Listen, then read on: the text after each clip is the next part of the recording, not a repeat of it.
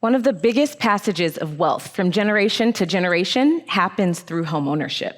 Yet, because of centuries of legal housing discrimination, people of color, and specifically Black and brown people, have been excluded from accessing homeownership and the wealth building that it affords.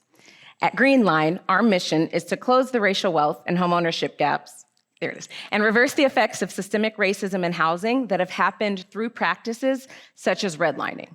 So what are these gaps and why do they matter?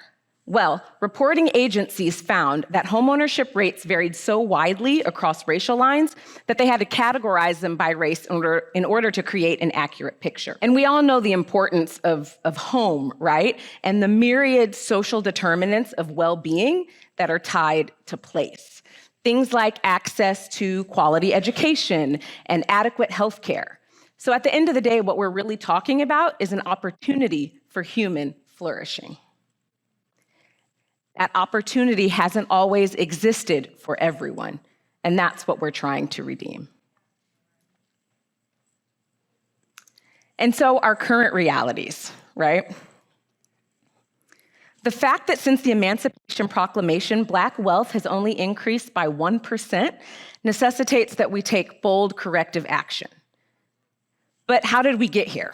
Okay, so from the overturning of 40 acres and a mule and Reconstruction to zoning laws enacted during the Great Migration to New Deal era initiatives that benefited some but excluded others, to the GI Bill, whose use was restricted for Black veterans, to the National Interstate and Defense Highways Act, which gave city planning departments license to erect physical barriers to segregate neighborhoods, to the passage of the Fair Housing Act, but its inconsistent enforcement, to the subprime mortgage crisis. These are all significant moments in history and policies that have culminated to create the disparities that we see today.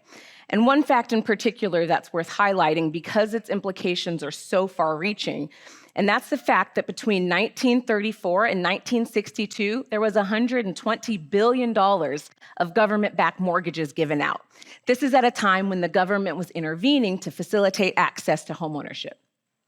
Of these funds, less than 2% went to non-white people.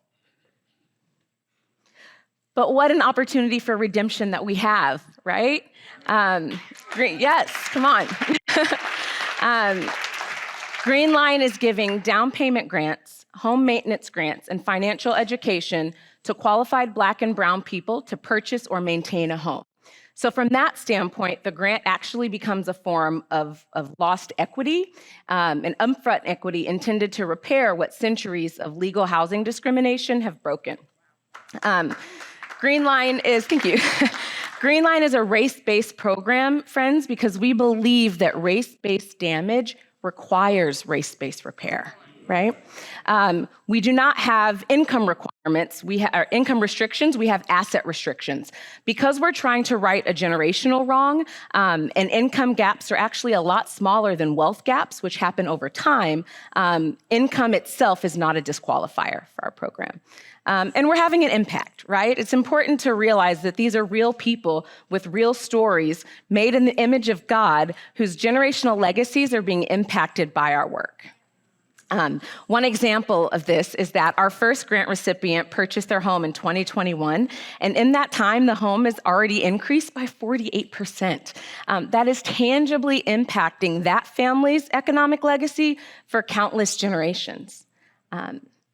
And so in this next season of Greenline, our core priorities are focused in three areas. One, capacity building. We're hoping to move from a proof of concept budget to a scale budget and have a budget of $2.5 million in the next 3 years. Focused expansion. We are intentionally targeting cities that still bear the physical scars of racial housing discrimination to raise funds and awareness for Greenline to be reinvested back in those communities. And then strategic partnerships. We firmly believe that the impact of what we're trying to accomplish can be multiplied in partnership and if we work together. And so we're intentionally inviting institutions and organizations that were historically responsible for perpetuating a lot of the injustice to participate in the repair, like banks and more real estate brokerages. Yeah, so we firmly believe that if we work together, friends, we can restore justice one home at a time for His glory.